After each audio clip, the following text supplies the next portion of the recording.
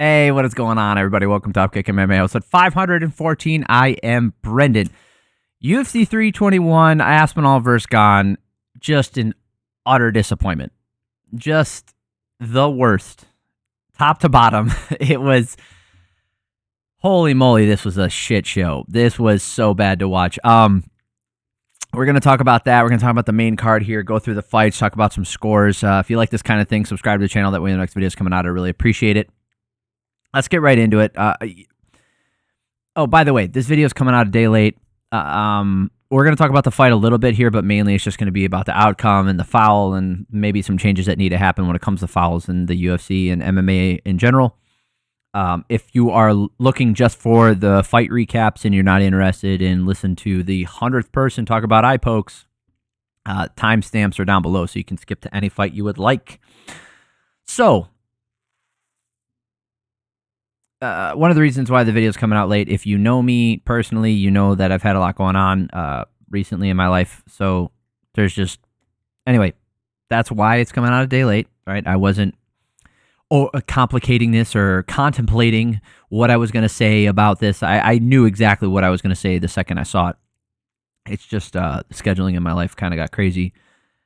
So, again, for maybe not so long time listeners, but I mean longer time viewers, longer time listeners, you know how I feel about fouls.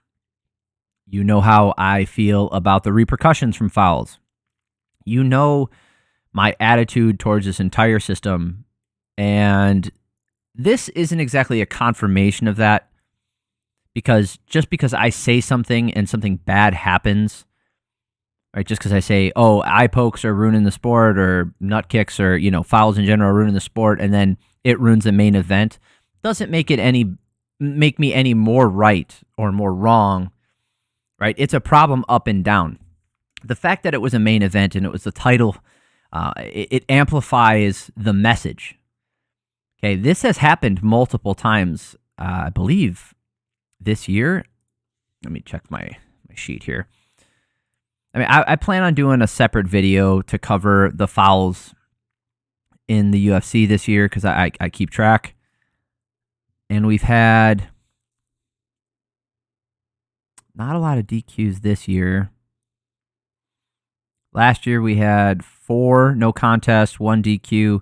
I'd have to go through my notes again to make sure I didn't miss one, but this is not a new problem. And just because it's for a title doesn't change how important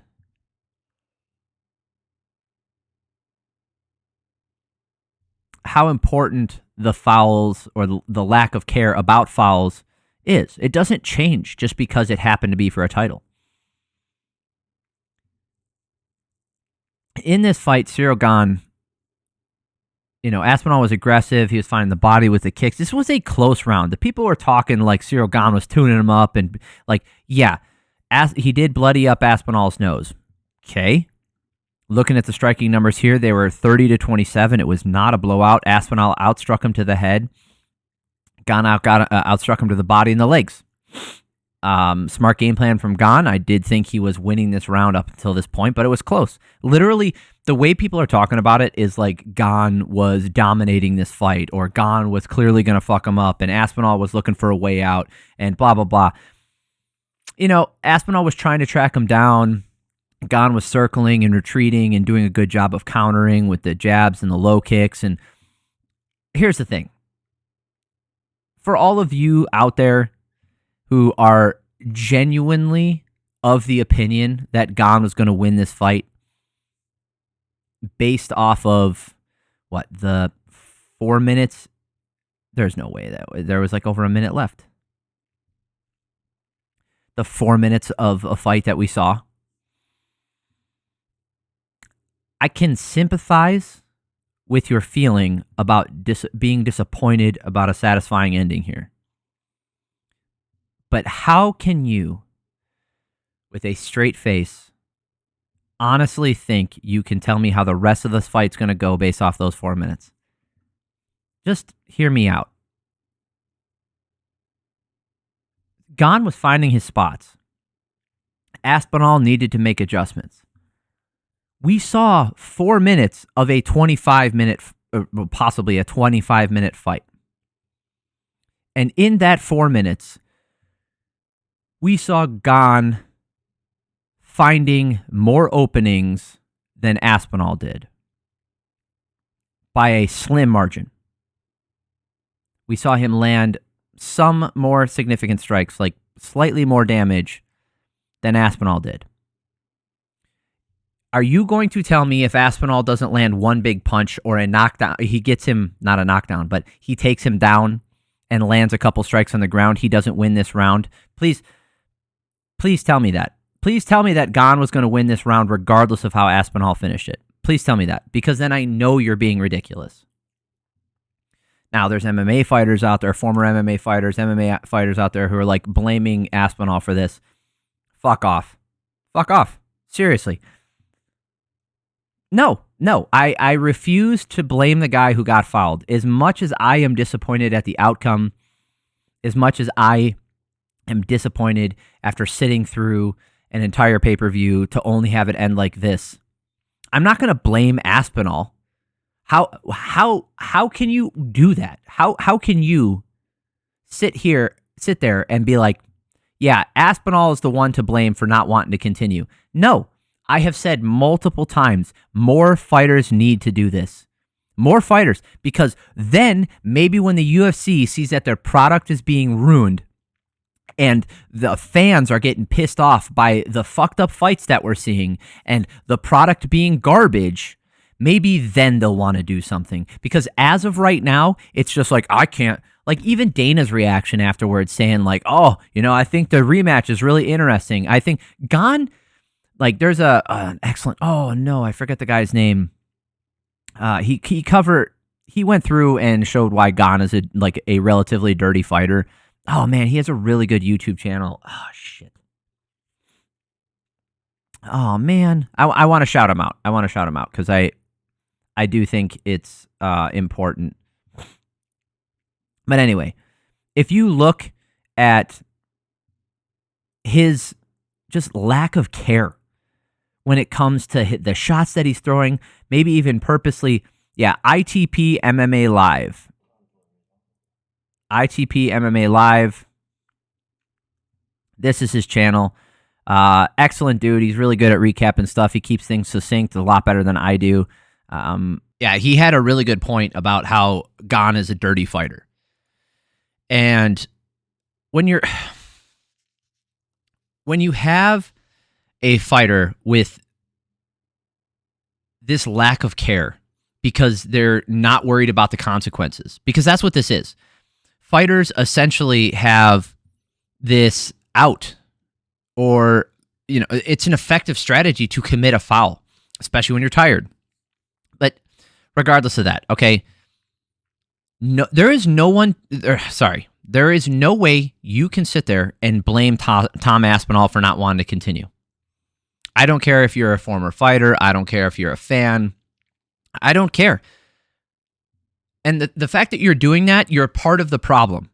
Do you want to stop seeing this? Do you want to continue to see this? Then sure. Tell the fighter who got fouled that he needs to continue. That it is the onus is on him to continue fighting regardless of what happened to him. Then we will continue to get this product, because the people who commit the fouls will continue to do it because there's no fucking consequences. Okay? That's what you're doing. So if you like this happening, if you like this part of the product, then continue to shit on the people who get fouled, because that's what you're asking for. If you would like to have a more nuanced point of view, could you say Tom Aspinall should have continued? Not should have. Could have continued, and maybe he didn't want to because he found the fight is a little bit harder. Maybe you can start to make that argument. I'm not going to agree with it. I think it's ridiculous. I think if you get fouled and it compromises you as a fighter, call it. No, fuck that guy. No, fuck him. Seriously. John Jones should have lost the belt multiple times, in my opinion, for the amount of fouls that he committed. He if you land an illegal strike, like the way, like Petr Yan landing the illegal strike and losing the belt, like essentially losing that fight and his opportunity to get the belt against Aljamain Sterling, the amount of ire people had towards Aljamain Sterling for not wanting to continue. This is the same thing. What is wrong with people? Do you want to continue to see this stuff? I would hope that you don't. But anyway, I've talked about fouls for a long time. It's one of my biggest pet peeves in the sport. I think that it's disgusting that we allow it to continue. I think it's disgusting that people who continue to foul and continue to be less diligent about their weapons tend to win fights more often than not. I think it's ridiculous that people on the outside of the fight, including former fighters, criticize people who were fouled, right? And this whole thing, and I've explained this, I don't know how many times, intent is irrelevant. Intent is irrelevant when assessing damage. Damage to a fighter, or their perception of damage, right? How much damage they feel like they've received, how compromised they feel like they are. Here's the thing, man. When you commit a foul, you have lost all control of the fight. You have given 100% of the control of the fight to the other fighter. And that's how it should be. That's how we should think about it. Like, oh, well, the fight is now in his hands. He gets to decide whether or not he wants to continue. He gets to decide whether or not you lose for committing that strike. He gets to decide if he feels well enough to continue to fight. That's how we should think about it. Not, oh man, that guy really bitched out because he didn't want to fight with one eye, or that guy really bitched out because he barely got tapped in the nuts. I don't think of it like that. You know, part of me might have thought of like that once in a while when I really don't like the guy, but overall, I refuse. I refuse. Now, intent is relevant when assessing punishment post-fight. Okay? If you want to disqualify or fine a fighter or those kinds of things, that's when intent is relevant, right? Because now we can assess that. We can look at it with replay. We have plenty of time. We're not in the middle of a fight anymore. That's when intent is relevant. But when it comes to the damage done or the perceived damage by the fouled fighter, intent is irrelevant. I don't give a shit whether or not you intended to stick your fingers in the back of the guy's skull. You did it. His eyeballs no longer were where they were supposed to be. You pushed them back into his spine. And because of that, you have to deal with the consequences. And you should be blamed. You are the one who has ruined this for everybody. And until everyone gets on the same page and refuses to criticize the fouled fighter, we're going to continue to see the same shit. That's what I really think. All right. Oh no, my timestamps. All right, Virna Jandiroba versus Mackenzie Dern. This fight went the distance. This was for the strawweight belt, the recently vacated by Weili Zhang. Not a bad fight. You know, I didn't hate it. It got a little sloppy at times. They're not the best strikers. Mackenzie Dern had cleaner striking. There were some moments where Jandiroba, I felt, was getting the better of the exchanges, but I don't think she had a single moment in this fight where I felt she was going to win. Can we put it that way? Is there any moment in this that Jandiroba showed you like she is clearly the better fighter? Or she can hit harder, or she has better jiu-jitsu? The only thing that the commentary team kept talking about, oh, by the way, Dern did grab the inside of her glove pretty bad in that first round and yanked her back down to the ground. So, again, cheating. It happened the fight before. Nobody talked about it. Not a single person talked about it. This is what I'm talking about. Fuck. Anyway, I mean, multiple belts have been won by somebody pulling. This one didn't have immediate consequences like that, but sure didn't help. Anyway, the only thing that the commentary team kept harping on about Dern not doing well and Jandiroba doing well is getting takedowns, right? Jandiroba was able to get those takedowns. Dern was accepting the takedown, not fighting them. But Jandiroba never did anything with the takedowns. I didn't see anything from her in any one of these rounds. I gave her the second round. I felt like she did land the better shots. I feel like she was in control a little bit more. And then even if the damage was even, I felt the control time for her really made up the difference.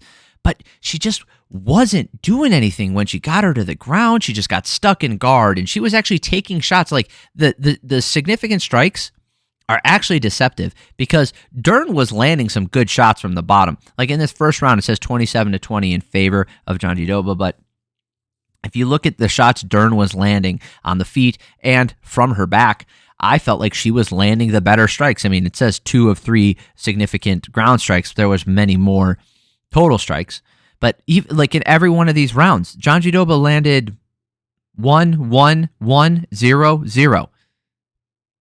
She wasn't doing any damage on the ground. I don't think she attempted a single submission. And you could say, well, Dern didn't attempt a single submission either. I understand that, but Jandiroba's the one in control. She's the one putting her in that position. You got to do something with it. She didn't do shit. And because of that, like I gave every other round except for the second round to Dern. Let's look at the scorecards here. Mike Bell gave that second and third round to Jandiroba. That's fine. Let's see here. Saul D'Amato gave that first round to John. Scorecards were all over the place. Wow. Yeah, I mean, the rounds weren't blowouts. I was confident in saying, those last two, everybody gave the last 2 rounds to Dern. It's these first 3 rounds that were scattershot. Just everybody. There is a world where Jandiroba wins this, right? If all of the judges see the same thing, maybe when it comes to the first 3 rounds. But I think they got it right. Overall, I think there's arguments to be made for a lot of different scorecards, but what I don't think the argument is total, like, it's really hard for me to look at that fight and say Jandiroba won it. I just don't feel like she did at all. Okay? All right. Umar Nurmagomedov versus Mario Bautista. We're going to go through these relatively quick because it's just... This first round, Nurmagomedov was able to get some control time, and that's really what made the difference. Like, the striking numbers were, neither here nor there. There wasn't a ton of damage going on. There was some total strike, like the total strikes are there for Nurmagomedov, but as far as the total damage from both guys, there wasn't a whole lot going on. The 4 minutes and 37 seconds of control time is really what made the difference. So, we go into the second round, and I felt like Bautista won the second round. He dropped Nurmagomedov early in the round. Okay, and yes, Nurmagomedov landed some good shots, and he had some good control time, but nothing from him equaled the amount of damage that Bautista did, and he landed some good shots after that. I felt like he did win that round, and then the last round, really boring round. Nurmagomedov really playing it safe, staying on the outside. I thought he was doing a good job of canceling out Bautista's pressure by countering and exiting. I thought he was doing a great job. And then he got, of course, that control time, and he really leaned on that, making it a boring fight, which is his to win, right? That's his fight to win. If it was going to be boring, Nurmagomedov's going to win it. So, good fight for him. He's a tough challenge for anybody in the division. He's just not my favorite to watch. His striking, when it's on, is fantastic. But all right, let's talk about this one. Maybe a little bit of controversy here. Right, maybe a little bit of controversy when it comes to Volkov versus Jailton Almeida. I don't think there should be. I think it's pretty fucking clear. Hey, right? You want to see why? All right, so Volkov obviously gets the split decision win here. I don't see how it should be a split decision. I think it's pretty clear cut who won this fight. Okay, scoring criteria. Number 1 is damage. How do you score damage? Obviously striking. Damage and effective grappling, right? Working for a finish, submissions that are close, that kind of thing. How close are you to finishing the fight, right? So number one is damage. So there's no, here, first of all, let's get rid of the subs because there are no submission attempts here. So we can just throw that part of scoring criteria out. So really we're looking at damage. Okay. So who did damage in the first round?